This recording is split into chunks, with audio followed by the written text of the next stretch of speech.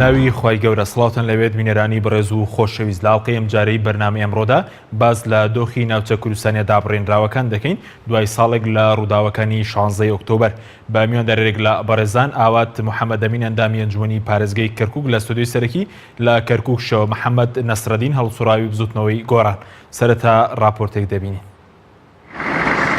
دوای ساڵێک لە 16 ئۆکتۆبەر و بەدەستەوەدانی کەرکووک و ناوچەکانی دەرەوە ئیدارەی هەرێم تا ئێستا یەکێتی و پارتی لە بەری چارەسەری کێشەی ئەو ناوچانە بەردەوامن لە تۆمەتبارکردنی یەکتەری بەرپرسانی پارتی و یەکێتی وێڕای خۆ دەرباسکردن لە هۆکارەکانی ڕووداوی 16 ئۆکتۆبەر یەکتر بە خیانەتکار تۆمەتبار دەکەن. ئەمەش لە کاتێکدایە پێشتر هەردوو حزب هێزی چەکدار و دەستگا ئامنیان لەو ناوچانە هەبووە. 16 ئۆکتۆبەر ڕۆژێکی ڕەشە لە مێژووی گەلەکەماندا لەلایەن چەند کەسێکی کاڵفامەوەکو ئەو لایەنەش کە سەر بەو لایەنەش بوون بە کاڵفام ناویان بردن بەرنامەڕێژی بۆ کرا بەشێکی زۆری خاکی کوردستان درایە دەستی ئەو حکوومەتەی کە لە بیستەکانەوە دامەزراوە و کوردستان خراوەتە سەر بووەتە بەشێک لە عێراق. ئەوانەشی کە یەکێتی تەخمینەکەن با بچن دەردەکانی خۆیان چارەکەن لە 16 ئۆکتۆبەر نزیکەی 16,000 کیلۆمەتر برایانی پارتی چۆڵیان کرد. نازم بۆ باسی ئەوە ناکەن یعنی ئەبێت چ جیاوازیەکە بێت لە نێوان دووز و کەرکووک و مەخمور و شنگال و هەتا ئەچێتەوە حدودی سووریا. بەرپرسێکی کۆمەڵی ئیسلامی لە کەرکووک دەڵێت پارتی و یەکێتی دوای ساڵێک لە ڕووداوەکانی 16 ئۆکتۆبەر هێندەی خەریکی یەک تۆمەتبارکردنن ئەوەندە خەریکی چارەسەری کێشەکانی ئەم ناوچانە نەبوون. هەردوو لایانی دەسەڵاتدار بەداخەوەکە ئەوەندەی خەریکی تەخوێنکردنی یەکترین و ئەوەندەی تۆمەت بۆ یەکتری دروست دەکەن ڕوبع ئەوەندە هەوڵیان نەداوە چارەسەری ئەم کێشێ بکەن کە بە تایبەتی سەر شاری کەرکووک بەبەرچاوی خۆمانەوە دەبینین کە پێشتر کە کورد دەسەڵاتدار بوو لەم شارەیە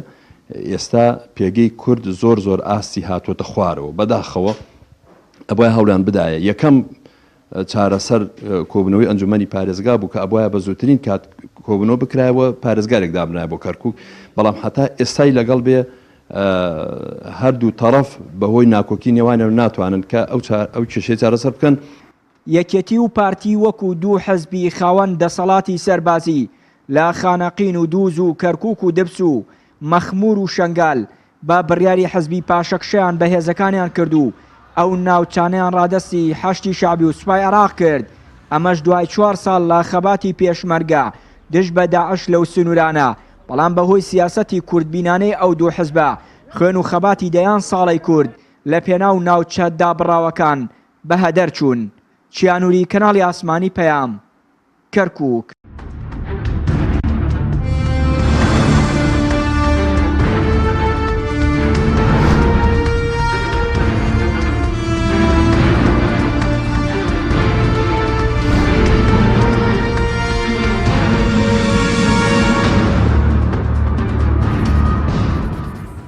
جارێکی تر سڵاوتان لەوێت بەڕێزان سوپاس بۆ میوانەکانمان کاک ئاوت بەخێر بێن سوپاس بۆ ئامادەبوونتان بەسەرەتا لە بەڕێستانەوە دەست پێ بکەین ساڵێک تێپەڕدەوێت بەسەر ڕووداوەکانی 16 ئۆکتۆبەر پێتان وایە پارتی و یەکێتی هەردووکیان بەرپرسیاری سەرەکین لەم ڕووداوانەوە لەزدانی 150 خاکی هەرێمی کوردستان. زۆر سپاس کاک حەکیم تاوان ئێمە دەبێ بگەڕێنەوە ئەوەی کە ئایا یەک ئەنی هەم ناوچەکان یەک کەس حاکمیەتی کردووە نەخێر بەشێک لە ناوچەکان یەکێتی مسێتر بۆ بەشێک پارتی بەشێکشی مشتەرەک بوونە لە کەرکووک بۆ نمونە پارتی و یەکێتی لێ بووە و هێزی پارتیەتی لێ بووە هەم وەکو حزب هەم وەکو هێزی چەکدار لایەن یەکشیان بە پێچوانەوە ینی پارتی ئەغلەبی لێ بووە مانە هەر لە بنەڕەتەوە تەوزیعێکی نامتەکافئ هەبوو بۆ هێز یعنی ئەگەر باتە هێزی پێشمەرگە یەک وایە و ئەگەر بات با وەزارەتی پێشمەرگە بتوانی بێت ئەو هێزانە بەتاوەتی 1970 بخستایە و هێزێکی لەشکرێکی کوردستانی نیشتیمانیمانەوە ئەوە ڕووی نادا لەو ڕووەیەکەوە فەرماندەیەکی مەیدانی سەربازی دەیزانی فەرمان لە کێ وەردەگرێت فەرمانی وەردەکرد لە بەرپرسە سەربازیەکەی نەک لە کەسێک کە هیچ دوور و نزیک پەیوەندی بە سەربازیەوە نییە وەکو ئەوی کێسا ڕوویدا لەبەر ئیرباکێک دروست بە ئیرباکەکە نەتیجانی شەڵەژانێکە شڵژانەکە نەتیجەی ئەو پەرتەوازەی و بێ دیسیپلینی عسکەریە ینی ڕاستی ئەمە پێشمەرگەمانێتە بەڵام سیستمی عسکەریمان نییە سیستمی سەربازیمان نییە وەزارەتەکەمان وەزارەتێکی متەکامل نییە وەزیری پێشمەرگە دەسەڵاتی زۆر زۆر مەحدود بوو بە هەمان شێوەش ئەنی بڵێن فەرماندەی گشتی ێزە چەکدارەکان کە بەڕێز کاک مەسعود بوو ئەمان دەمانزانی ئەو پۆستەی هەیە بەڵام توانای جوڵاندنی هێزی لە هەندێک ناوچەند نەبوو هەندێک فەرماندەش لە خەڵکی تر بڕانوەرەگرت ئەمە ڕووی سەربازی لە ڕۆی سیاسیەوە 14 ساڵ لە حکومڕانی ئێمە لەو ناوچانەی کە لی بووینەوەکو کورد وەنمونە ئیسپات بوو کە ئێمە ناتوانین لە مای ئەو 14 ساڵەیە خاوەنی یەک دیدگا یەک ڕۆیەکی استراتیجی بین بۆ ناوچانە لە ڕووی ئیدارەدانی سیاسی و لە ڕووی دفاعکردن بە هەمان شێوە بڕۆ بۆ ئاستی قانونی بۆ ئاستی دەستوری ینی ئێمە کۆمەڵێک شکستمان خواردووە سکستی سیاسی داکۆشیکردنی دەستوری لە قەزیەکەمان نەبردنە پێشەوەی مادەی 140 نەبوونی ڕۆیەکی باشی بەرنامەیەکی کوردستانی تۆکمە لە ناوچە دابڕێنراوەکان هەموو ئەو وای کرد کە ئەو حاڵەتی شانزەی تۆبەرە لە دوای ڕفراندم و لە دوای مەسەرەی هەڵکردنی ئاڵا لە کەرکووک وای کرد کە نەتوانێت خۆی بگرێت یعنی زۆر قورسە تۆ ئەو هەنگاوانت نابێ بەڵام ماڵی خۆت نەبی نەزانی کە تۆ سوپاکەتی شەڕ نییە و یەکگرتووە نییە و ئەوامر لە فەرماندە سەربازیەکان داگرێت لە فەرماندە سیاسەکان لە کەسایەتی باڵەدەستەکانی حزبەکە وەرەگرێ بەناو خۆیان منقەسیمە یەک حزبە دابەش بووە ینی ئەمە مشکلێکی گەورەیە ئەمە جارێتیش ڕوودا تو عینە نەتیجەیە بێ ئەی بۆی کە دڵنیابی 16 ئۆکتۆبەر ڕاستە نەکسەیەکی گەورەیە کارەساتێکی گەورەیە بەڵام بەیانی بچینەوە جارێکی تر ڕۆژگارێک بە بڕێنەوە هەموو ناوچانێت کۆنتترۆلکەینەوە ئەگەر بە هەمان عقلێت و بە هەمان خەلەرەوە بچینەوە شوێنە جارێتی لە دەستێ دەینەوە ئەم جارە 16 ئۆکتۆبەر ناوێ 7 نۆڤەمبرەوێ عینە شت ڕۆداتەوە تۆ قدرەتی ڕێکخستن قدرەتی یەکخستن و استراتیژی نییە کە نەبێت تەواو ئەم عێراقی بۆەوە نییە ئەی تۆ ڕوبعی حوسی توێ ناکرێت ڕوبعی حزب الله توێ ناکرێت ڕوبعی تالیبانت توێ ناکرێت کە ئەمانە ینی مادونە دەولەن مادونە جیشن لەبینی مینیشا و لەبینی جیشان بەڵام لەبەرەوەی با بڵێن هێزێکی عقائیدین هێزێکی دیسپلیندارن و سیستمێکی فەرماندەی بێزیان وەرمە داعش بەخۆی و دەوڵەت وەکو دەوڵەت نییە بەس لە بینی دەوڵەت و لە سەروی تەنزیمەوەیە بینیمان نیوەی سووریا و عێراقی داگیر کرد و بۆ خاوەنی جوگرافیاکی زۆر زۆر فراوان ئەگەر تەحالفی نێودەوڵەتی نەبووە زیاتری دەچوە پێش بۆ چونکە یەک قیادەیەکی مرکزی بەهێز دیسپلینێکی بەهێز عقایدێکی بەهێز و زایدەن عناصرەکانی عناصری مدەڕەب بوون زۆربەی و خەسارەتانی کە ئێماماندا لەگەڵ داعش وەکو پێشمەرگە و کێسەکانی تر لەبەر نابەرابەرەتی هێز نەبوو لەبەر نابەرابەرەتی تەدریب و شارەزایی لە جەنگ هەبوو داعش شارەزایی لە جەنگی شاخەیە لە جەنگی دەشتی هەیە لە جەنگی کوێ هەیە تەکنیکی بەقوەتی هەیە تەکنیکی هێزی باشی هەیە ئەنی ئێمە سەرلەبەری بنیادەکەمان خەلەلیتا بوو بەڵام هەردووکیان پێ دوای بەرپرسیاری سەرەکین لە 100% ڕووداوە یان هەر یەکێکیان بۆ من ناتوانم ینی دابشکردنی ئەوە تۆزێک قورسە هەر کەسێک منطقی خۆی پێەیە بێ وەکو خۆی باسی بکەین یعنی ئەگەر لە ڕوانگەی پارتیەوە ئەوەی کە کراوە لە 16 ئۆکتۆبەر خیانەت بووە ئەگەر کە گوێ لەوانیش بکریت ئەویش ئەڵێ من کەوتمەتە بەرەم واقعەیەک یا کەرکووک بە دەردی مووسڵە بم و وێرانی ئەەکەم یاخود دەبێ من سازشێک بکەم دەزانێ ئەوەی کردوتی سازشە دەزانێ ئەوەی کە کردوتی قورسە کەسێک نی توشتێکی باشمان کردو معلومات من نەبیستووە بەڵام کە دێتە سەر ئەوەی لە بینی خراپ و خراپتر لە بین ئەگەری واجهەیەکی نابەرابەر بەرامبەر هێزێکی گەورە کە داعشی تێکشکان و لەنێنەوە و شرگاتەوە بگرێت تا کاتە حەویجێ سەبەر کەرکووک دێ ئەمە منطقێکە بەرامبەر بۆش منطقێکی ترەیە کە دەڵێ دەبووە مقاومان بکردایە دەبووە شەڕمان بکردایە بەرەنگاریمان بکردایە ئەنی هەرێکە بەڵام هەرێکە لە موقعێکەوە قساکات موقعیان جیایە موقعی پارتی و یەکێتی لە کەرکووک یەک نییە یەکێتی کەرکووک بە عمقی استراتیجی خۆی زانێ بە قاعدەی دەنگدەری زانێ بە قاعدەی پێشمەرگەی بە قاعدەی خۆی زانێت یعنی بە جوغرافیای سیاسی خۆی زانێت لەبەرەوە تۆزی قورسە ئەو مقارنەیە بکەیت نابێت لە یەکێتی ئەوە چاوەڕێ بکەیت کە لە پارتێکی چاوەڕێەکەی من لە ناو واقعەکەی ئاژێم دەزانم لێ چۆن چۆنیە سپاس دەکەم دەتەکەڕێم بۆ لای بەڕێز کاک محەممەد سپاس بۆ بەڕێزیشتان سەبارەت بەوەی کە ساڵێک تێپەڕێ بە سەروداوەکانی 16 ئۆکتۆبەر هەردوو هێزەکە بەردەوامن لە تۆمەتبارکردنی یەکتر ئەو دەڵێت تۆ خیانەت کردووە بەو دەڵێ خیانەت کردووە پێ دوایە بۆچی نەتوانرە لە ماوەی ساڵە ڕاستیەکان ڕوون بکردەوە لیژنەیەکی لێکۆڵینەوە لەلایەن حکوومەت لەلایەن پەرلەمان لەلایەن داواکاری گشتی پێک بهێنرێت؟ پێشەکی سلااو ڕێزم بۆ بەڕێست و بۆ بینەرانی کەناڵی پەیام و بۆ کاک ئاواتش کاک حەکیم دوای تێپەڕبوونی ساڵێ بەسەر ڕووداوەکانی 16 ئۆکتۆبەردا بۆ دروستکردنی لیجنەی لێکۆڵینەوە بۆ ڕوونکردنەوەی ڕووداوەکانی 16 ئۆکتۆبەر و دەرهاویشتەکانی من پێم وایە هەردوو حیزبی دەسەڵات گەر بێت و 16 ئۆکتۆبەر بەرهەمی 14 ساڵی حکمی هەردوو حیزب بێ لە ناوچە کورسانەکانی دەرەوەی هەرێم ئەوە هەردوو حزب ڕاستەوخۆ بەرپرسن لێ لەبەرەوەی حاکمی ڕاستەقینە لە ناوچە کورسانەکانی دەرەوەی هەرێم هەردوو حزب بوونە ئەگەر بێت و 16 ئۆکتۆبەرش دەرهاویشتە و بەرهەمی ڕفراندۆم بێ ئەوە دیارە هەردوو حیزبی دەسەڵات هەردووچان سەرچۆپی کێش و سەرمەشقی پرۆسەی ڕفراندۆم بوون کە 16 ئۆکتۆبەری لێکۆتەوە کەواتە پێم وانە بابەتی 16 ئۆکتۆبەر پێویستی بە لیژنەی لێکۆڵینەوە بێ لەبەرەوەی ڕاستەوخۆ هەردوو حیزبی دەسەڵات لە بەرزترین ئاستی بەرپرسیارەتیەوە تەواوی پرۆسەی ریفراندۆم و تەواوی 16 ئۆکتۆبرش هەردوو حزب لێی بەرپرسن ئەوەی کەوا ئەمڕۆ دەیبینین کاک حەکیم من پێم وایە لە ئێستا لە هەرێمە باسی 16 ئۆکتۆبەر وا دەکرێت کە مێژویەکە و هەڵسەنگاندنی بۆ بکرێ ئەوەی جیاوازیە کاک حەکیم بۆ 16 ئۆکتۆبەر ئەوەیە کە ئێمەی کەرکووچەکان ڕوونتر بڵێم لە دەستدانی پارێزگارێک و 16 قەزا و 44 ناحیە کە دەکەوێتە ناوچە کورسانەکانی دەرەوەی هەرێم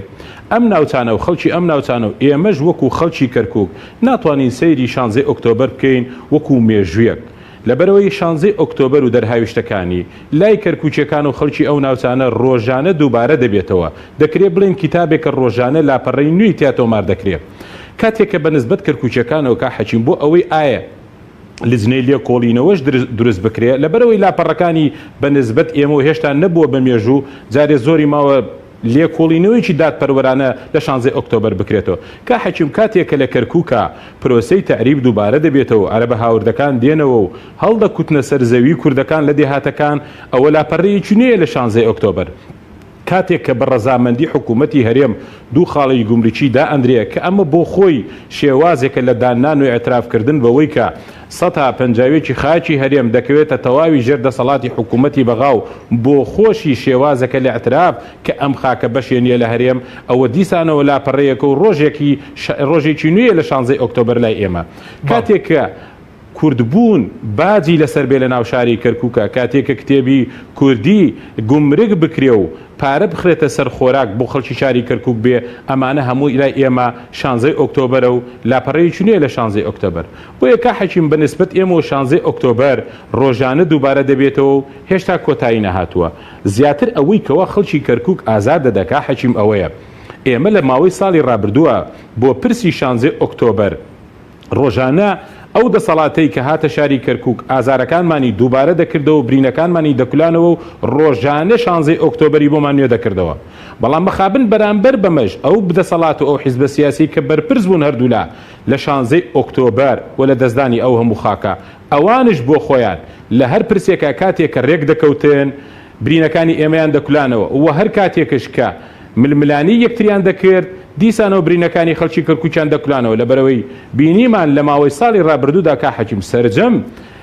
ڕێککەوتنەکانی هەردوو حیزبی دەسەڵات کە لە هەرێم و لە بەغداش دەکرا لەسەر پلە و پۆست بوو و کاتێ ململانی یەکتریشیان دەکرد لەسەر پلە و پۆست بوو کەواتە ئێمە لە ماوەی ساڵی ڕابردووە کا حەکیم وەکو خەڵکی ئەو ناوچانە گەیشتینە ئەو قەناعەتی کە ئێمە وەکو کەرکووک وەکو پرسیەکی نەتەوەی نیشتیمانی وەکو پرسی خەڵک و خاک و سەروەت و سامانەیەکی گەورە لە شاری کەرکووک ئەولەویەت نەبووینە لای هەردوو حیزبی دەسەڵات ئەوەی بەڕاستی کە بەدیمان کرد کا حەکیم بێباکیەک و بێمنەتیەکی زۆر مەترسیدار لەلایەن هەردوو حیزبی دەسەڵاتەوە بەرامبەر بە کەرکووک لە ساڵی ڕابردوودا کاتێک کە دەمان بینی لە بەغدا شەڕی پۆستی سەرۆک کۆمار دەکەن یعنی بەڕاستی ئەگەر حیزبێک بە کەرکووک بڵێت داگیر کرد و ئەو هێزەی کە کەرکووکی داگیر کردووە حکوومەتی بەغایە حیزبێک بچێت شەڕی پۆستی سەرۆک کۆمار بکە ئەو سەرۆکۆماری ئەو دەوڵەتەی کەرکووکی داگیر کردووە ئەوە ئێمە بێئومێد دەکات لەو حیزبە و لە سیاسەتەکەی کاتی حیزبێ کەرکووک وەسف بکە بەوەی کە داگیر کراوە بەڵام بێت داوای پۆستی ئەو محافزە ئەو پارێزگارە داگیر کراوە بکە ئەوە ئێمە بێئومێد دەکات لەوەی کە ئەو حیزبە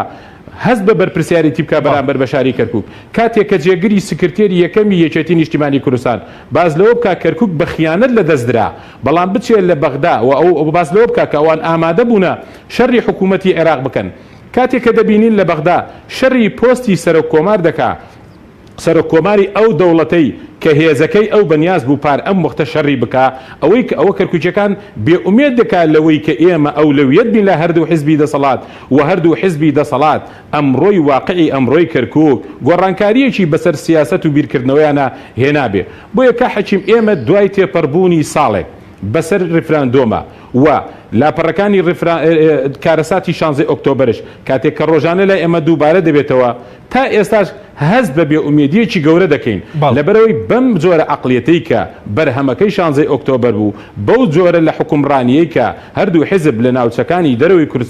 دەرەوەی کورسان پیادەیان کرد و بەرهەمەکەی ئەم کارەساتی 16 ئۆکتۆبر و ئەمڕۆی کەرکووک و ئەو ناوچانە بوو هەموو ئەم واقعە پێمان دەڵێ پێمان وانییە بەردەوامبوون بەو عەقڵیەتە لە حکومڕانی بەردەوامبوون لە بەو عەقڵیەتە لە سیاسەت کردن و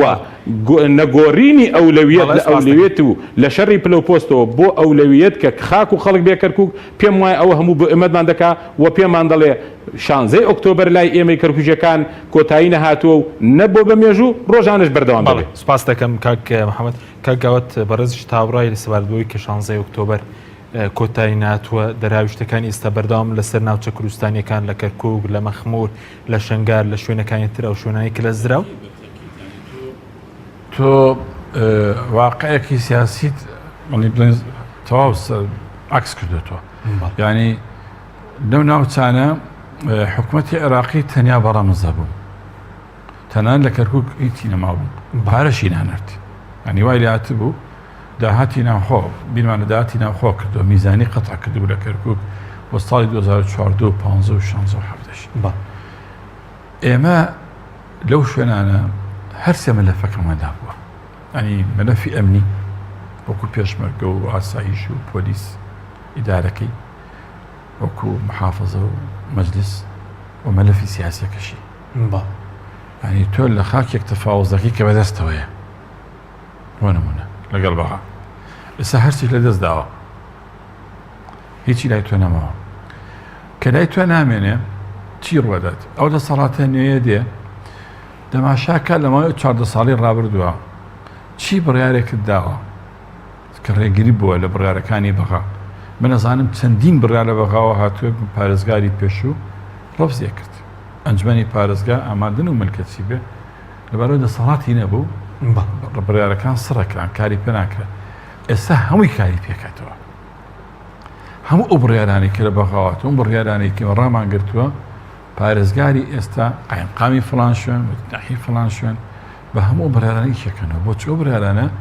لە بەرزترین سوڵتەی تەنفیزی کە مەجلیسی وەزەرایە یاخود لە ڕێن وەزارەت و دەرچووە یانێک پەرلەمان و دەرچوو بەس تایبەتی وەزارەتەکان دەریان کردووە ئەوەی کە پەیوەندی بە ملکیەتەوەیە پەیوەندی بە ئەڕازی زراعی عقودەوە هەیە پەیوەندی بە نەقلی نفوسەوە هەیە پەیوەندی بە نیشتەجێبوونەوە هەیە پەیوەندی بە گواستنەوەی ڕاژی فەرمانبەرەوە هەیە پەیوەندی بە ئەو قرارێک کە وتمان نابێت دەبێت کەرکووکی ئەسڵ لە کەرکووکی هەوردە جیا بکرێت ئێستا ئەوە نەماوە یعنی لەبەرەوە بە تاکید هەموو ینی بۆ نمونە فەرەزەن لە مەجلیسی محافظە مەشروعەیە کاتووە پێمان وا بە مەشروع باش نییە ئەوانش زندووە کاتەوە هەمووی حتا مەسەلەی ئەرز مەسەلەی دروستکردنی حوسێنیە یەکیان مزگەوتێک لێرە شوێنێک لەوێ ساحەیەک لێرە هەموو ئەو قرارەتانە دەرەکاتەوە جارێکی تر ینی ئەم سوڵتەیە کە ئێستا لە کەرکووک حاکمە ڕاستە سیاسەتێک پیاداکە تەواو دژ بە ئێمەیە دژ بە کوردە و لە بەرژەوەندی کەرکووک نییە و سیاستەکە فاشلە تاکراوانەیە بەڵام هەموو ئیسیلا دەکاتە سەر ئەو قراراتانەی کە هاتووە لە خۆیش ناکات هەموو ئەو قرارانی بۆ نمونە کە دێت کار لەسەر زەوی کشت و کاڵەکانەکەات کار بۆ عقودا ناکات کە هێشتا کە ساریە کاری پێکرد یعنی لە 5600 عەقدی زراعی کە بە درێژایی حکمی سەدام حوسێن کراوە کە ملیۆنێک و 200,000 دۆنم ئەرزی زراعی کورد و بەشێکی کەمی تورکمان بە قەرار ڕۆیشتوانی بە قانون کراوە یعنی بە عقد کراوە لە بینی داری زراعی کەرکووک و لە بینی مستەفیدی عەرب ئێستا و عەقدانە هەڵنەوەشاوەتەوە ئێستاوە تازەیە کەوتەوەیان ئەمە خۆ خەتای چییە خەتاوەیە کە ئێمە لە ماوەی 14 ساڵە لە کە سەرۆکاتی کۆمار و لە ئەنجومەنی وەزیران بووینەوە وەزیربان هەبووە جێگری ئەنجومەنی وەزیران لە ئێمە بوو لە پەرلەمان کوتلێک بەهێز بووینەوە فراکسیۆن هەبووە نەمانتوانیوە ئەو کێشەیە چارەسەرکەین نەمانتوانی 36,000 کێشەی مڵکیەتی عقاری هەیە لە کەرکووک لا ناوچەدا بڕاوەکان لە ناوچەدا بڕاوە وەلا من لە تۆ پرسم ئەگەر لەو 36,000 15 لە سەتی هەڵکراوێ ئەنی بێجگە لە قەراراتی تر کە پێشتر مەجلیسی قادی سۆرە دەری کردووە منزومەی شیمال دەری کردووە هەموو ئەو قەراراتانە ئیتی سڕ نەکراوە ئەنی کاری پێکەن ئێمە نەمانیشتووە ئێمە نەمانیشتوە جێبەجێ بکرێت بەڵام لە بەغاش تەقسیرێکی گەرۆک و پێشووتر باسم کرد لەبەرەوە فعلەن ئەو قسەی کاک نەسەدین تەواو ئێمە ڕۆژانە لەگەڵ دەرهاویشتەکانی 16 ئۆکتۆبەرەژین تایبەتی وەکو ئێمە کە من ئەندامی ئەنجومەنی پارێزگام و پێم لە کەرکووک نەبڕیوە ئەنێ داوام کردووە ڕۆیشتومە ئێمە ئەزانین چی ڕوودات خەڵک دێ بۆ لە من یعنی من ئەمڕۆ کەسێکم بینی لە ئەنجومەنی لەناو بینایی پارێزگا معاملاتی نەقلی کەسێکی پێ لە ناسریەوە ممکن نییە بە هاتاتە لای ئێمە عەرەبەکان و تورکمانەکانی مەجلیسیش دەیانزانێ ئێمە موافقە لەسەرەوە ناکەین چکە ئەچێتە بواری تەغییری دیمۆگرافیەوە بەڵام ئێستا ئاسایی ڕوا یعنی خەڵکات بخۆینە خەڵکا بۆ بەڵێ نەقل بەوەردەوامە کاکە نیشتە جێبوون سەکەن گواستنەوەی ملک و ماڵم بەوەردەوامە یعنی ئێمە چودە لای پارێزگار پێمانتوان کاکە مشکلە دروست مەکە لە لەیران لە دووبز لە سەرگەڕان ئەم ماڵە عەرەبانە دێن پەرەماری کوردانە دەڵێ من نەمناردوو خۆیان دێن تو کاکە تو ناوی بێلی ناوێ بێلیت ئەو عەقدی پێیە ئەو عەقدەکەمە ئەم ئەرزم بۆ چۆڵکە ئێستاکە دەستیان کردەوە تەوزیعی ئەرز ئەوتانە لە ڕێی لەیلان و لە منطقەی دەوروبەری کەرکووک وە هینەکەن ئەرز تەوزیعەکەن لەو شوێنانی کە دەستمان پێ ناکۆک و ملتەقا و یایچی و مەناتقی بڵێن مەفرەقی تکریت ئەتیادی ئەرز باشە ساڵێک لەم ڕووداوانە کە بەڕێز دەڵێ دەراویشتەکانی بەردەوامە دەسەڵات دەرانی هەرێم چیان کردووە مەسەرەن بۆ چارەسەرێک هەر خەریکیەوەن کە یەکتر تۆمەتبار بکەن کراوە بۆ خەڵکی و ناوچانە یانی ناوچەدا بڕێنداوەکەن سێجارێ دەبێەوە بزانین کە ئەگەر مەقسەدت دەسەڵاتداری هەرێم بە هەولێرە وەکو حکومەت حکومەت هەرێمی کوردستان ئەوە دڵنا بە حکومەت هەرێمی کوردستان دەوری زۆر کەم بووە لە دابڕێندا کۆچیکردن لە کەسی ناوچە دابڕێنراوەکان پەرلەمان یەک دوو لیجنەی دروست کرد بە ناوی ناوچە دابڕێنراوەکان هیچ دەورێکی نەبوو بەس ئەگەر مەقسەدە سەرکردایەتی سیاسی کووردە یعنی متەنەفذینی حزب وەکو ئەوڵین سەرۆکی حزبەکان و کەسی یەکەم وام بە ساڵاتداری حزبەکان کە ئەمانە پرۆسەی انتخابات بەڕێوە و نایب ئەنێرنە بەغا و نایب ئەنێرنە شارەکان و انتخاباتە بەشداریەکەن بە دڵنیایە پێتەڵێم ئێستاشی لەگەڵدا بێ هیچ هەماهەنگیەک و هیچ یەکخستنێک بۆ استراتیجی و بۆ خۆتۆ و بۆ ئایندەی ناوچە دابڕێوەکان نەبووە وجودی نەبووە یعنی سیاست من لەگەڵ ڕێزمانم سیاست بەسەری ڕۆژ کراوە نمونەت بۆ دێنەوە لە ساڵی 2003 کە سەدام حوسێن ئەڕۆخێ تەنیا سەدام لە 9 4 ڕۆخاوە لە 16 12 واتە 5 مانگ بەر لە ڕوخانی لە لەندەن وتەمەرێک کراوە ڕسمی ئایندەی عێراق کراوە کە دەبێت فیدرالی بێ پەرلەمانی بێ دیموکراتی بێ چەکی کۆکوژی نەبێ هەڕەشە نەبێ بەسەر محیتەکەی خۆی و دەبێت کێشەکەی لەگەڵ کورددا چارەسەر بکات بە تایبەتی مەسەلەی فیدرالیزم لەسەر ئیسنادن لەسەر کۆنگرەی لەندەن قانونی ئیدارەی دەوڵەت بۆ قۆناغی گواستنەوەی عێراق دەرچووە لە 2004 لە سەردەمی پۆڵ برێمەر کە دەرچووە ئەو قانونی بڵێن ئیدارەی دەوڵەت بە ئاشکرا مادەی 58 تیا دەڵێت کێشەی بینی هەرێم و بینی بەغدا کێشەی سنوورە کێشەی خاکە ساختکردنەوەی خاکە تاکو ساڵی 2010 کە باز دەکرا تەسەلسولی کێشەی کوردوا بوو یەکەم مادەی 140 دووەم پێشمەرگە سێم نەوت چوارەم بودجە ئێستا چۆنە؟ ئێستا ئەرز دەکەم لە دوای 2014 کە تووشی ئەزمە یەکەم بوو بە بودجە بزانە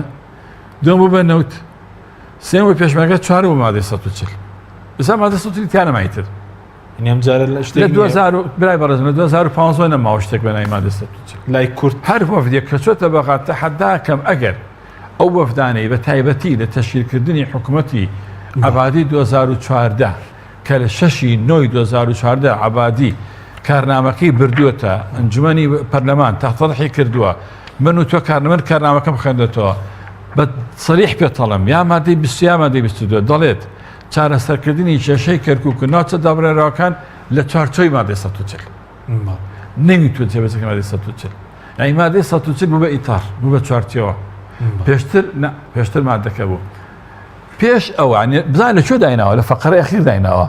وە سەقفێکی بەداناوە تۆ 2 ساڵ کە 2 ساڵ نەیکرد کەس ناتە دەنگ سوپاس دەکەم کاک محەممەدەگە بگەڕێن و لا بەرز سەبارەت بە بەرزت وتت ینی ئەم ئەوەی کە ڕوودا ڕووداوەکانی 16 ئۆکتۆبەر بەرەمی 4 ساڵی حکومڕانی کوردە لە ناوچە دابڕێنراوەکان یاخود تەنها بەرهەمی ڕیفراندۆمە واگەر بەرهەمی ڕیفراندۆمە پرسیارەتی سەرکردەکانی ڕیفراندۆم چییە؟ دیارەکە حەکی من پێم وایە بارودۆخی ئەمڕۆی کەرکووک و لە دەستدانی ئەو هەموو خاکە من پێم وانێت تەنها بەرهەمی 16 ئۆکتۆبەر بێ 14 ساڵی حکمی ڕابردوو کە نمایندەی لەلایەن هەردوو حزبی دەسەڵاتەوە دەکرا لەم ناوچانە بۆ خۆی حکمێکی دەتوانین بڵێن بە مطلق بە ئەسلوبێکی ئەسلوبێکی موسەساتی نەبووە حکمڕانێکی حزبی بووە ئەولویەت لە لای ئەو دەسەڵاتی کە لەو ناوچانە بووە پارێزگاریکردن بووە لە بەرژەوەندی حزبی بۆ نمونە کەرکووچێک کە چەقی ململانیەیەکی مێژووی نێوان کورد و حکوومەتەکانی بەغدا بووە لەو ڕۆژەوەی کە عێراق وەکو دەوڵەت بووە کاتێک کە تۆ دی ململانیە دەکەی لەسەر ئەم خاکە دەتەوێت بیجەڕیتەوە کاتێک کە تو دیتەنەوە ئەو شارەوە ئەو پۆستانەی لەو شارێ ئەو ئیدارەی لەو شارێ کاتێک کە دەرفەتێ دێتە بەردەست بۆ ئەوەی بتانی لە ڕێی ئیدارەی ئەو شارەوە دەستگرتن بەسەر ئیداری ئەو شارێ و بتانی ئەم خاکە بجێڕیتەوە یەکەم هەنگاوی ئەم دوو حیزبە ئەو دەسەڵاتە کوردی کە لەو شارە هاتە و شارەوە دابشکردنی ئەو پۆستانە بووە ئەو ئیدارەیە بووە و دوایش ئەو پۆستانە لەگەڵ دابشکرد دەکەی خستنە خزمەتی حیزبەوە یعنی ئەولەویت لای ئەو دەسەڵاتە دوای دابشکردنەکەشی ئەوەندەی خزمەتی حیزب و بەرژەوەندی حیزب بووە خزمەتی کەیسی گێڕانەوەی کەرکووک نەبووە بۆیە هەر دەبینین بۆ نمونە کە کاتێ باسی مادەی 140 دەکەین ئێکا کە سەرکردەی سیاسی کورد سەرۆکی ئەو سای هەرێمی کوردستان کاتێک کە شەڕی داعش هات خۆی دەرچوو لەسەر شاشەکان نەوتی شتێک نەما بەناو مادەی 140 ئەوە ئێمە ئەو ناوچانەمان جێڕاوەتەوە کاتێک کە ئێمە باسی دەسەڵاتی کوردی دەکەین بۆ خۆی دەسەڵاتی کوردی دەسەڵاتێکی مزاجی و حزبی بووە لەو ناوچانە ئەولەویەتی نەبوو ئەو خاکە بژێڕێتە بۆ نمونە کاتێک کە ئێمە باسی بەڵێ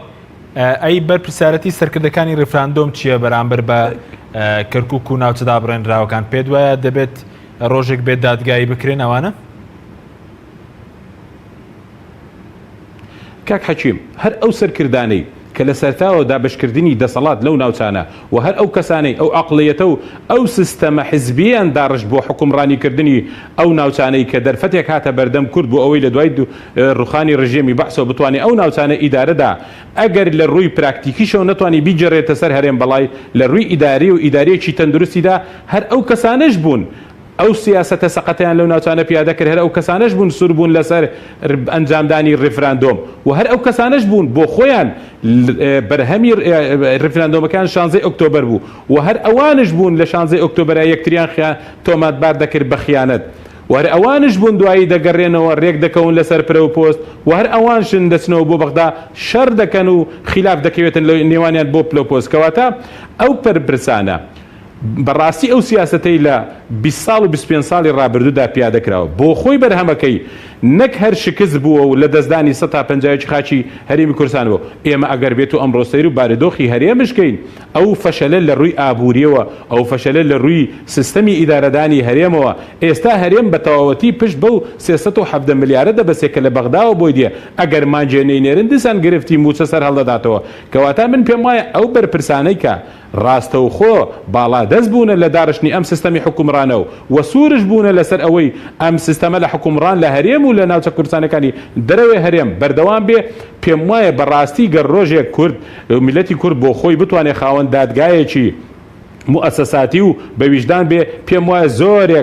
زۆرێک لەوان بەڕاستی شایستەی لێپرسینەوەن لە بەردەم دادگای گەل و دادگایەکی مێژووی بۆ هەڵسەنگاندنی ئەو سیاسەتە سەقەتەی کە ئەمڕۆ ئەو هەرێمە دەبوو ئێستا نیمچە دەوڵەتێک وایە بەم حاڵەگەیەوە و ئەو خاکەی کە دەرفەتێکی زێڕینش هاتە بەردەستیان بۆ جێڕانەوەی دووبارە لە دەستیان داوە. کاک حەکیم کێشە لەوەیە لە دەستدانەکەی بە ئسلوبێک بووە بە شێوەیەک بووە ئەمڕۆ بۆ خۆی جێڕانەوەی قرس بووە کاتێک کە تۆ نەشەڕت کردووە نە ئاشتی نەڕێکەوتنت دیارە نەململانێت کاتێک کە تۆ ئێستاش دوای لە دەستدانی ئەو خاکە نتوانیوە خاوەن ئیستراتیجێکی ڕوون بی نتوانیوە خاوەن بەرنامەیەک بی سەرجەم لایەنە سیاسیەکان چوەک حیزبی سیاسی چوەک دەسەڵات لەسەری کۆک بن بۆ ئەوەی چۆن ئیدارەی ئەم مەلەفە بدەن گەر ڕاست گۆن فەرمو چۆن بیجێڕینەوە کە حەکیم من پێم وایە بەڕاستی حەقی کەرکووچەکانە ئەمڕۆ بپرسین بەڕاستی ئێمە بۆمان دەرکەوت ئەم دەسەڵاتە سیاسیە و زۆرێک لە بەرپرسانی هەردوو حیزبی دەسەڵات ڕازگۆ نەبوونە لەگە خەڵکی کەرکووک ڕازگۆ نەبوونە لەگەڵ پرسی خاک لەگەڵ پرسی خەڵک لە کەرکووک یعنی کاتێک کە تۆ وعد بە کەرکووک دەدەی کە سنووری لە حەمرین بێ ئێستا دوو خاڵی سنووری ڕازیت لە بینی کەرکووک کە هەرێم بێکەواتە تۆ ڕازگۆنی کاتێککە بە کەرکووک دەڵێی دەکەین بە دەوڵەت بەشێ دەبی لە دەوڵەتەکە و ئێمە حدودمان لە حەمرین دەبێ بەڵام دوایی دەچی شەڕی پۆستی کۆماری دەوڵەتە داگیرکەرەکەی کەرکووکت دەکەی کەواتە تۆ ڕازگۆنی لەگەڵ پرسی خاک ڕازگۆنی لەگەڵ کەرکووچەکان کاتێک کە تۆ ئامادەنی ئەندامانی ئەنجومەنی پارێزگاکەت هاوتای کاک ئاوات و ڕەفیقەکانی بگەڕێنەوە کەرکووک بە ڕۆڵی خۆیان هەستن بەڵام کاتێک کە پرسی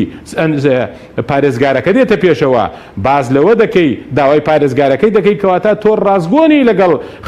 کەرکووک و خەڵکەکەی وەکو پرسێکی نێتەوەی نیشتمانی تا ئێستاش سووری بەچاوی حیزبی و بەرژەوەندی سەیریکەی بۆیە بەڕاستی من پێم وایە تەمەنا دەکەم میلەتی کوڕ ڕۆژێ بتوانێت بێتە خاوەن دادگایەک ئێمە و ئەوانش گەر هەڵەیەکمان کردو بەرامبەر بە خاک بەرامبەر بە لە دەزانی خاک هەر هەمومان لە بەردەم ئەو دادگایە لێپرسینەوەمان لێ بکرێت. بەڵێ سپاس دەکەین بەڵێ بینەرانی بەڕێز ناوبڕێکی کورت و دەگەڕێنەوە وڵاتان لەگەڵمان بمێنەوە. تۆپ ئارت تاکە بریکاری تۆڕی میدیایی کۆمەڵ بۆ دروستکردن و بڵاوکردنەوەی ڕیکلام. تۆپ ئارت دنیا دیکۆر بۆ کەوانتەر و تەختەی ئەرزی. لە دنیا دیکۆر ئامادەین بۆ دروستکردنی کەوانتەر و دانانی تەختەی ئەرزی بە باشترین کوالیتی و نرخی گونجاو. دروستکردنی کەوانتەر بە خواستی خۆتان بە کەرەستەی MDF و HDF و HPL و R-Click و داری سروشتی و باڵۆن پرێس. هەروەها دروستکردنی کەوانتەری تاقیگە و WC و کابینات با کەرەستەی کۆمپاکت لامینات کە دژە بەکتریا و دژە ئاو و دژە ئەسیدە.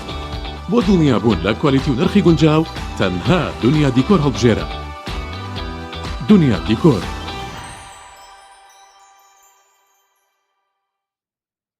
فانسینێت خێراترین هێڵی ئینتەرنێت بە داوەلۆندی بێسنوور ئێستا لە خزمەت کڕیارەندایە. فانسینێت جۆرەها کارتی پڕکردنەوەی بۆ ئامادە کردوون کە سەرجەمیان داوەلۆندیان بێسنوورە بۆ ماڵ و شوێنە گشتیەکان. کارتی 9000 دیناری بۆ ماوەی 1 هەفتە، کارتی 7000 دیناری بۆ ماوەی 15 ڕۆژ، کارتی 30000 دیناری بۆ ماوەی مانگێک، کارتی 40000 دیناری بۆ ماوەی مانگێک و بە خێرایی زیاتر کە تایبەتە بە یاری ئۆنلاین. هێڵی فانسینێت لە ڕێگەی ئامێرێکی تایبەت کە لە سەربان دادەنرێت وەردەگیرێت و لە ڕێگەی گێنەرێک بۆ ئامێری بڵاوکردنەوە لە ناو ماڵەکەت یان شوێنی کارەکەت کاری پێدەکرێت. ژمارەی تەلەفۆن 070 224 75 74 یان 050 194 36 37. فانسینێت. تۆپ ئارت تاکە بریکاری تۆڕی میدیایی کۆمەڵ بۆ دروستکردن و بڵاوکردنەوەی ڕیکلام. تۆپ ئارت.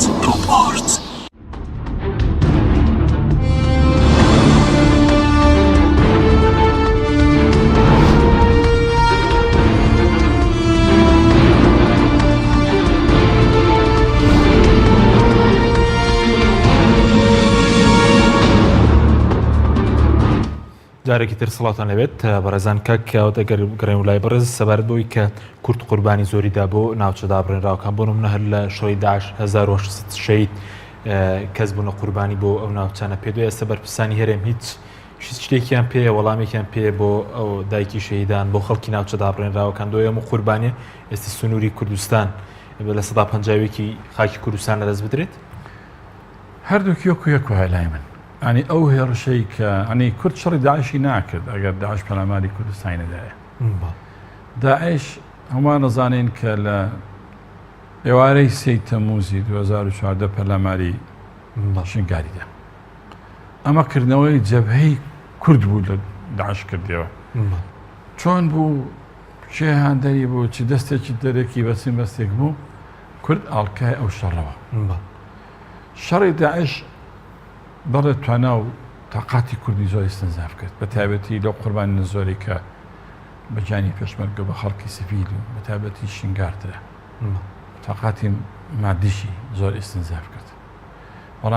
بەڵام ئەوەی کە شەڕی داعشی کرد بەس پێشمەرگە نەبوو تیشی عێراقیش بوو تەحالفی دەولیش بوو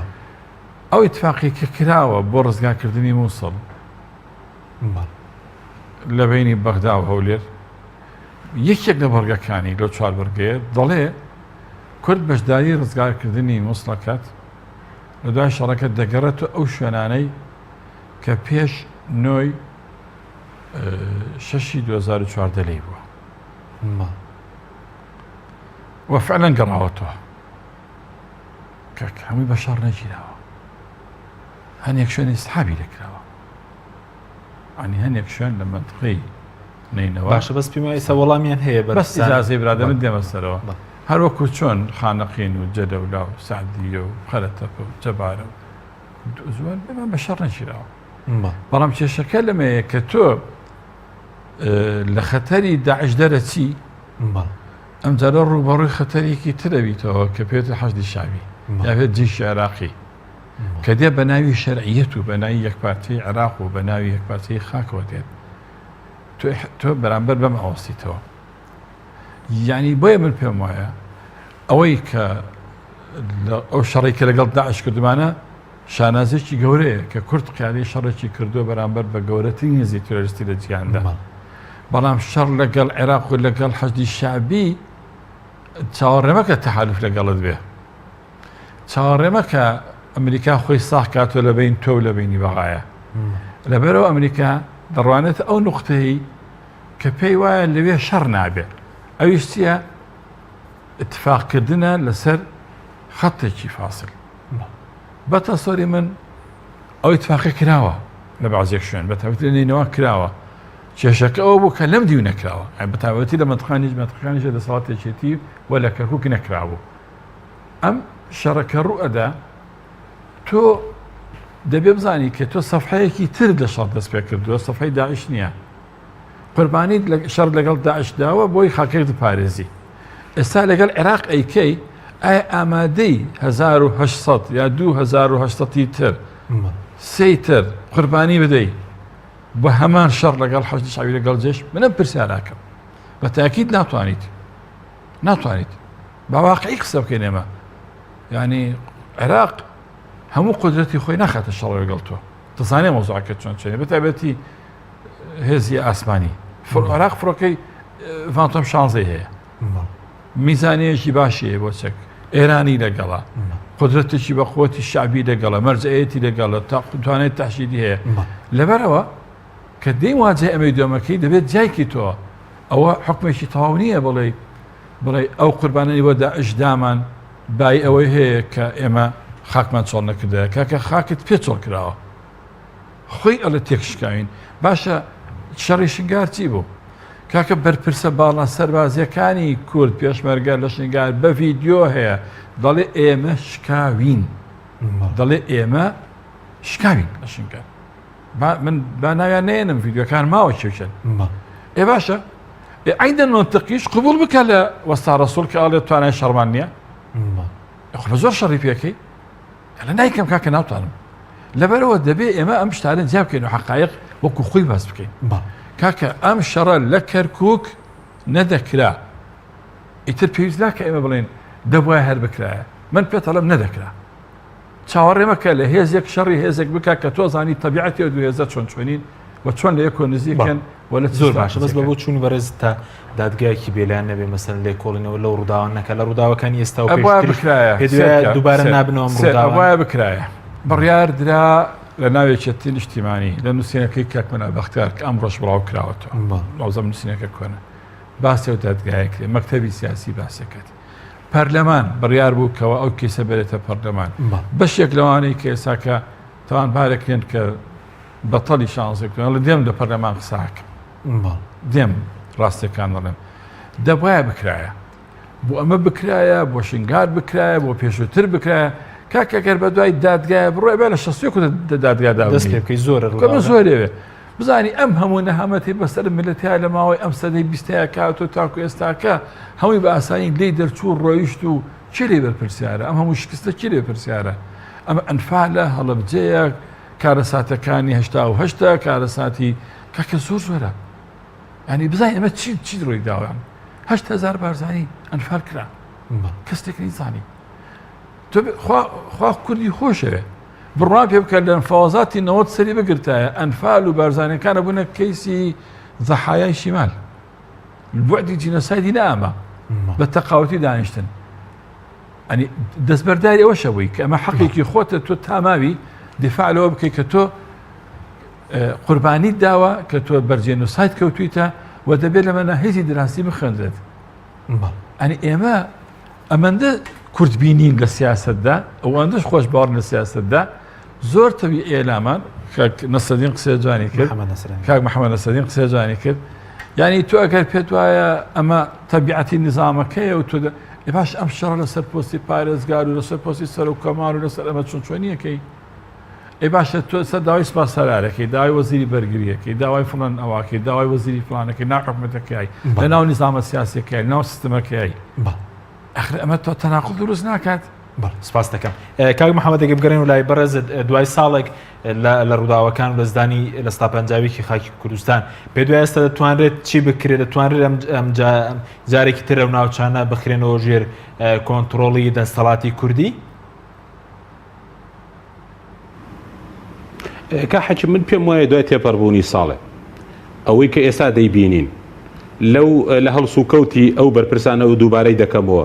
لە ڕێککەوتنەکانیان لە ماوەی ساڵی ڕابردوو لە شەڕ و ململانەکانیان لە ماوەی ساڵی ڕابردوو پێم وانە نە بە ئەوی میکانیەتە نە بە ئەو جۆرە عەقڵێتە سیاسەتە بتوانین ئێمە ئەو هەموو خاکی کە لە دەستماندا بیجەڕینەوە ئەوەی کە هێوە ئێستا هەیە ڕەنگە کاگاواتش باش درکی پێ بکە ئێسەکە لە ناو کەرکووکە من بۆیە بۆ خۆم پێم وایە ئیرادەیەک لای هەندی لە کادیرانی سیاسی ناو شاری کەرکووک لە سەرجەم لایەنە سیاسەکان و بە تایبەتیش لە ناو یەکێتی نیشتیمانی کوردستان لەبەرەوەی یەکێتی نیشتیمانی کوردستان وەکو حیزبی سیاسی هاوتای پارتی و دوو ئەوەندەی پارتی بەرپرسە لە بارودۆخە خراپەکەی ئەمڕۆی کەرکووک لەبەرەوەی لانیکەم کادیرانی یەکێتی لە ناو شاری کەرکووک دژی ڕفراندۆم بوون بەڵام حیزبەکەی ئەوەی سەپان بەسەرا بۆیە بەرپرسیارەتی یەکێتی دووجار تاوانبارە بەرامبەر بە کەرکووک لەبەرەوەی هەم دژی ئیرادەی خەڵکی کەرکووک بوو و دژی ئیرادەی کادیرانشی بۆیە ئێستا ئیرادەیەک لە ناو شاری کەرکووکە هەیە گەڕان بە دوای چارەسەرێکی کەرکووکیانەیە گەڕان بە دوای چارەسەرێکە بە لێک تێگەیشتن و حیوار لەگەڵ پێکهاتەکان و ئەم ڕۆی بارودۆخی خراپی کورد بە تایبەتی هەردوو حیزبی دەسەڵات وای لێ کوردون بە مەجبوریش بێ بیر لەوە بکەنەوە کە ئەمجارە شەراکەتێکی حەقیقی و ڕاستەقینە لە بینی کورد و عەرەب و تورکمان لە شاری کەرکووک دروست بێ من بۆیە بۆ خۆم پێم وایە ئەگەر مەبدەئی شەراکەتی ڕاستەقینە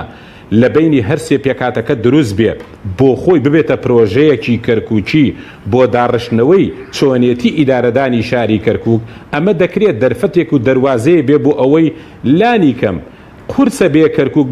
بگەڕێتەوە بارودۆخی پێش 16 ئۆکتۆبەر بەڵام لانی کەم ئەم بارودۆخی خراپەی ئەمڕۆی کورد لە ناوی شاری کەرکووک بەردەوام ناوێت بۆیە ئێستا ئەو فشارە دروست بووە و ئەو هەوڵانەش هەن کە لە ناو شاری کەرکووک دەدرێ و ئەو گفتوگۆیانەی کە ئێستا لە بینی کورد و لە بینی تورکمان و عەرەبشتا هەیە بۆ چۆنیەتی دیاریکردنی پارێزگارێکی کورد و پشتی عەرەب لە دەسەڵاتەکە و پشتی تورکمان من پێم وایە ئەگەر بگەین بەو ڕێککەوتنێکی بنیاتنەر لە بینی سەرجەم پێکاتەکان ڕەنگە ئەوە باشتر خزمەتی کەرکووک بکە ئەوە باشتر ئیستیقرار بدا بە کەرکووک لەوەی کەوە دەسەڵاتێکی مطلقی حیزبی کوردی هەبێ بە هەمان شێوەی ڕابردووی پێش 16 ئۆکتۆبەر پێش ئەوەی سوود نەیتوانی سوود بگەێنێ بە کوردی شارەکە و نەیتوانی میلی هەموو کوردی شارەکە بەلای خۆی ڕاجەژێ پێم وایە زیانشی گەیان بەو ناوچانە و بەرهەمەکەشیمان بینی لە دەزانێ و خاکە بوو بۆیە پێم وایە ئێستا ئەو ئیرادە کەرکووچەی کە دروست دەبێ پێویستە سەرجەم لایەنە سیاسەکان داعمیکەن بۆی بگەینە بەو ڕوئیایی کە لەگەڵ پێکاتەکانی ترا بتوانین ئیدارەیەکی پێکەوەیی هاوسنگ بۆ کەرکووک دروستکەین و لە ڕێ ئەوە بتوانین بڕێک لەو شکست و لەو لە دەستدانی پلە و پۆستەی کە هەمان بۆ لە ناو کەرکووک دووبارە بیجێڕینەوە بۆ کاک محەممەد کاتمان کەماوەگەر بە کورتی وەڵامی چەند پرسیارێک ترمان دەوە بەرز چەند جارێک ئاماژت بۆ کە دەو خاڵی سنووری کە لە نێوان کەرکووک لەگەڵ هەولێر و سلێماندانراوە بە ڕەزامەندی حکوومەتی هەرێمە حکوومەتی هەرێم ڕەزامەند بووە هیچ بەڵگەیەک لەسەرەوە لە بەردەستدایە بەڵێ ئەو گفتوگۆ کراوە و حکوومەتی هەرێم دوای ئەوەی حکوومەتی ناوەند داوای دەکرد ئەو خاڵە گومریچیانە لە باشماخ و لە ئیبراهیم خەلیل بێ ئەوان ڕازی نەبوون و هاگەدارین پێ لەگەڵکردنەوەی ئەو ڕێگایە چەندین جار وەفدی حکوومەتی هەرێم دەها لەگەڵ وەفدی حکوومەتی بەغدا لەو ناوچانە دانیشتنیان دەکرد و بەڵێ دەشیانزانی و ئاگدارش کرابوونە کە دەکرێت و ئەگەر هەر بەڵگا یەک بەیاننامەیەکمان نەبینی لەلایەن حکوومەتی هەرێم لەلایەن بەرپرسی یەکەمی پارتی و بەرپرسی یەکەمی یەکێتیەوە دژی ئەو گومرکە ڕۆژێ نەمان بینی لە بری ئەو شەڕەی لەسەر سەر کۆمار کردیان داوای ئەوەیان بکردایە ئەو دوو خاڵە گومریچیە هەڵبژرێ ڕازی بوونیان بەوە و پێم وایە دانیشتنی وەفدە هاوبەشەکانیانش بەڵگەن لەسەر ئەوەی کە ئەوان بەشێک بوونە لەو پیلانەی کە ئێستا کەرکووک لە بەردەمێتی بۆیە ئەوەش دەگەڕێتەوە بۆ ئەوەی کەوا ئەوان تا ئێستا سوورن کە حەجیم شەڕیان بۆ پلە و پۆستە نەک بۆ خاک و خەڵک بەڵێ سپاس دەکەم کاک محەممەد کاک گاوت زۆر بە کوردی سەبارەت بەوەی کە پێدوایە کەرکووک هیچ پێگەیەکی نییە لە مەسەلەی پێکێنانی حکوومەت لەسەر ئاستی بەغداد لایەنە سیاسیەکانی کورد ناتوانین هیچ بۆ کەرکووک بکەن بۆ ناوچە دابڕێنراوەکان بە شێوەیەکی گشتی لە تاکید هەر گفتوگۆیەک بکرێ لەبینی بەغدا و هەولێر من وەکو حکومەت باسەکەم وەکو کیانی ئەقلیمی کوردستان باسیەکەم دەبێ ئەو هەموو ئەو مەلەفانە هەموو دۆسیانەی کاڵپەسێراوان باس بکرێن یەکێک لەوانە مەسلەی ئاساییکردنەوەی بارودۆخی ناوچەکانە کەرکووک و ناوچەکانی تر ئەوە دەبێت یەکێک بێ لە نقاطە ئاساسیەکان ناکات تۆ لە دەوڵەتێک لە حکومەتێک بەشداربی بەڵام حزبەکەت قاچاق بێت لە شارێک یا لە منتقەیەک شتیوان نابێت ئەم حزب لە پەرلەمان 25 کورسیە مەقسەدەن پارتیە بۆ نوێسە پارتی قاچاقە لە کەرکووک بەڵێ تەوان ناتوان بێنەوە کاکە مەقەڕات خۆیان نایەنەوەیان ناتوانن من کەس گەرنتیان ناتوانێ بکە من خۆم ناتوانم گەرنتی کەس بکەم کەس گەرنتیان ناکات کاکە مەقەڕیان گیراوە مەکتەب سیاسیان گیراوە ماڵی بەرپرسەکانیان گیراوە این هێز عێراقی و حەشتی تایە کاکە ماڵێ بەقەڕین و جەبایە این ئەکرەمەکە ماڵی ئاسایبە لەبەرەوانیە بەو شێوێنێ باسیەکەن هەموو کەس فەرم و نەخێر یعنی ساوای هاتووە کوردی ساڵح و تاڵحەیە چۆن ینی فەرزەن ئەمە ئینفساڵیە ئەمە وەتەنیە بۆ منطقە قساکەن ئەوان ئەوەی لە 16 ئۆکتۆبر ڕوودا لە ئەوان بریتە لە فەرزی قانون واتەوەی پێشتر هەمووی حکومێکی ناقانونی بووە لەبەرەوە دەبێ ئەم پرسە لە بەغا حل بکرێ مەلەفی سەرەکی کەرکووک لە بەغدا لایە و هێزانە من ئەوەی کە من بیستومە ئەوەی کە من بیستومە یەکێک لە مەلەفاسیەکان مەلەف ئاساسیەکان کەرکووک و تطبیقکردنی من ناوچەدا دەڕێنەکانە خەزم لێرە چیانی تطبیق مەقسەدم چۆن ئاسایکردنەوە چۆن دەکرێتەوە ئاسایکردن بەس سێ مەلەفە سێشتە ئیدارەکەی هاوبەش بێ ئەمنیەتی هاوبەژێ پارێزراو بێ و لە ڕووی سیاسی و تا ئیتفاقی لەسەر کرابێ یعنی تو ئەم سێشتە دەبێ بکەی ئێستا ئەمە لە کەرکووک دوو شتەیە کە مای دڵخۆشیە بۆ ئێمە تۆمە لە حەزە بکەم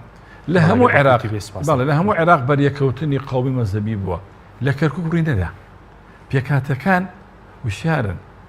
هەموو ئەو حزبە دێ ئەڕوا شەڕەبێ عێراق ئێمە ڕوا بەڵام ژیان سیستمی پێکەوە ژیان هێشتاکە تەوازنی خۆی ڕاگرتووە شەڕی کورد و عەرەب کورد و تورکمان عەرەبمان نەبینی خاڵی دوێمیش هەموو پێکاتەکان لە کەرکووک دەزانن کەوە کەرکووک بەبێ بوونی اتفاقی سیاسی دەبین هەر پێکاتەکان ئیدارە ناکرێت بەڵە بەس ئێستا و سنوورێکی عێراق لێتی ئەمە سنووری باسام سنوور ئەو سنوورێکی ئێستا عێراقیدا باڵەس ناوچە جێناکوکان من هیچ لەگەڵ ڕێزما ئەم سنوورە زۆر بە وەخت تێبینم عێراق حاڵەتێکی نامستەقڕە هەر جوغرافیایشی قەلقە ینی زۆر من تەسەورەکەمان ئاڵ گۆڕی تر ڕوو بدات شتێک ڕوودا کە مەش تەسەوریشی نەکەین ینی هاتنەوەی پێشمەرگە